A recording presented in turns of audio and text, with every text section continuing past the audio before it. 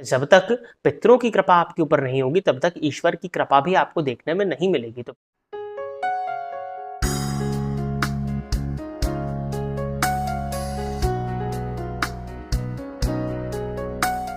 नमस्कार, स्वागत है आपका प्रोफेशनल एस्ट्रोलॉजी पर। मैं यशराज तिवारी आज आप सभी के सम्मुख उपस्थित हुआ हूँ दी एस्ट्रोलॉजी शो के एपिसोड नंबर 124 को लेकर। दी एस्ट्रोलॉजी शो में मैं आप सभी दर्शकों के द्वारा पूछे गए प्रश्नों के जवाब देता हूँ। वो प्रश्न ज्योतिष से संबंधित हो सकते हैं, आपकी जन्म कुंडली की प्लैनेटरी पोजीशन से संबंधित हो सकते हैं, किसी भी तरह का ज्योतिषीय उपाय या कोई भी प्रश्न जो कि आपके मन में ज्योतिष की फील्ड से संबंधित, हमारी ऑकल्ट साइंस की फील्ड से संबंधित उत्पन्न होता है, उन प्रश्नों के जवाब आप मुझसे इस कार्यक्रम के माध्यम से पा सकते हैं। क्या करना होगा आपको अपने प्रश्नों को पूछने के लिए? इसी वीडियो के कमेंट सेक्शन में जाकर के आप अपने नाम के साथ में अपने एक स्पेसिफिक प्रश्न को दे दीजिए।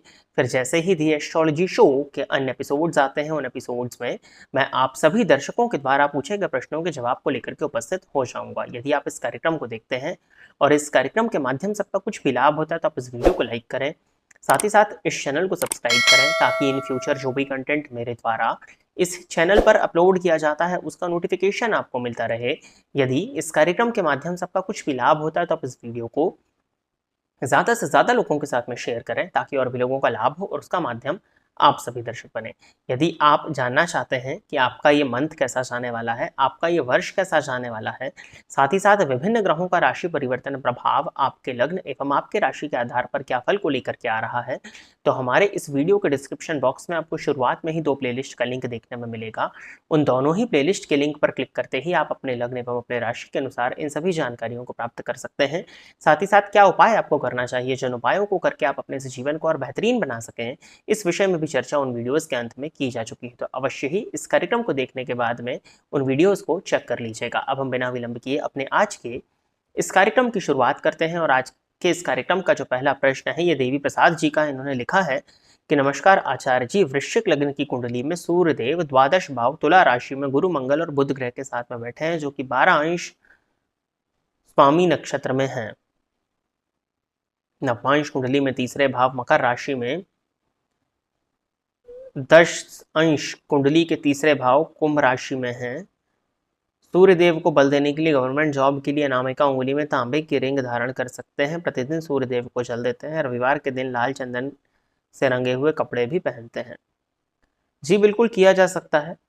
आप जो अनामिका उंगली में जो तांबे का रिंग, तांबे का छल्ला धारण करने की बात कर रहे हो, कर सकते हो आप इसको।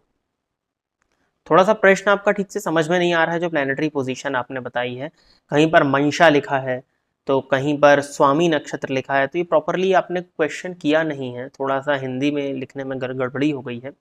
परंतु देखिए, अगर तांबे के छल्ले को धारण करने की बात हो रही है और वृश्चिक लगन की जन्म कुंडली है तो बिल्कुल खुशी से तांबा धारण किया जा सकता है।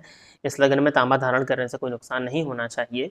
अब सरकारी नौकरी के योग कितने बनते हैं ये कुंडली को एक बार देखना होगा, क्योंकि लग्नपति दशमपति दोनों ही ग्रह जाकर के 12वें भाव में बैठे हुए हैं। तुला राशि में वो भी सूर्य तो वहां पर नीच के हो जा रहे हैं। शुक्र की क्या पोजीशन है ये पता नहीं है। गुरु जो कि धन भाव और पंचम भाव के मालिक है वो भी 12वें भाव में बैठे हैं। तो कुछ पोजीशंस अच्छी तो नहीं दिख रही हैं।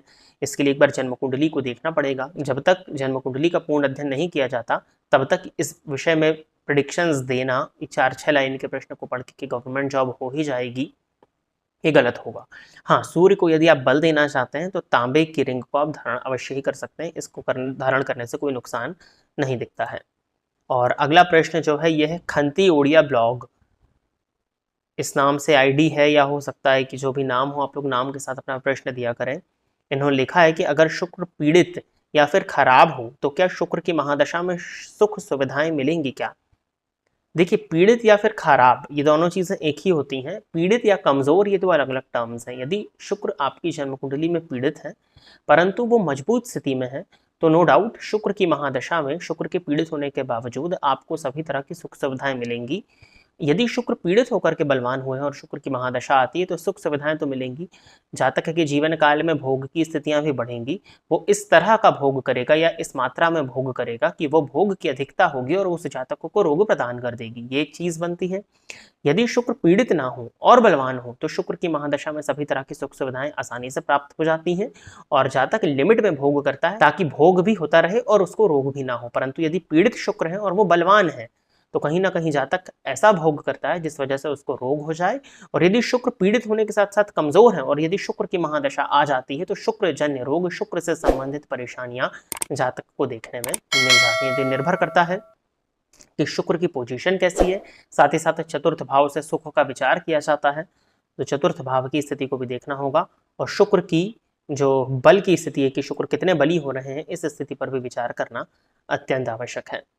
और अगला प्रश्न जो है यह है ऋतिक कुमार राय, इन्होंने लिखा है कि जिसके माता पिता जीवित हैं तो क्या वो इंसान त्रिपिंडी श्राद्ध कर सकता है, और अगर कोई इंसान एक बार ही कर चुका है तो क्या उसे दोबारा करवाना चाहिए। जो पिंड दान कर दिया है उसे पितृपक्ष में पानी देना पितरों का जरूरी है या नहीं। 3 प्रश्न इनके हैं। देखिए, जो आपका पहला प्रश्न है कि माता पिता जीवित हैं तो क्या वो इंसान त्रिपिंडी श्राद्ध कर सकता है, जी बिल्कुल कर सकता है। माता पिता यदि जीवित हैं तो उसके बाद में भी त्रिपिंडी श्राद्ध किया जा सकता है। ये एक वैदिक श्राद्ध है जिसमें 3 पिंड का निर्माण, त्रिपिंडी यानी कि ब्रह्मा, विष्णु और महेश, तो ये वैदिक श्राद्ध है। 5 वर्ष का बालक भी इस श्राद्ध को कर सकता है। माता पिता जीवित है नहीं है जीवित, इससे कोई फर्क नहीं पड़ता है, त्रिपिंडी श्राद्ध हर कोई कर सकता है। दूसरा इन्होंने लिखा है कि अगर कोई इंसान एक बार कर चुका है तो क्या उसे दोबारा करवाना चाहिए। जी, यदि स्थिति है, मौके मिलते हैं, करा सकते हैं तो करा लेना चाहिए, कोई दिक्कत नहीं है। हर वर्ष करा सकते हैं, पितृपक्ष के समय पर कराया जा सकता है, एकादशी के दिन कराया जा सकता है, अमावस्या के दिन कराया जा सकता है। चूंकि ये वैदिक श्राद्ध है, जिस तरह से सत्यनारायण भगवान की आप कथा एक से अधिक बार भी करा सकते हो ना। अब क्या है, थोड़ी बड़ी पूजा है तो लोगों को लगता है कि हाँ, लाइफ में एक बार कराना सफिशियंट है। ऐसा नहीं है कि आपने एक से अधिक बार नहीं कराया तो इसका फल नहीं मिलेगा, एक बार कराना सफिशियंट है।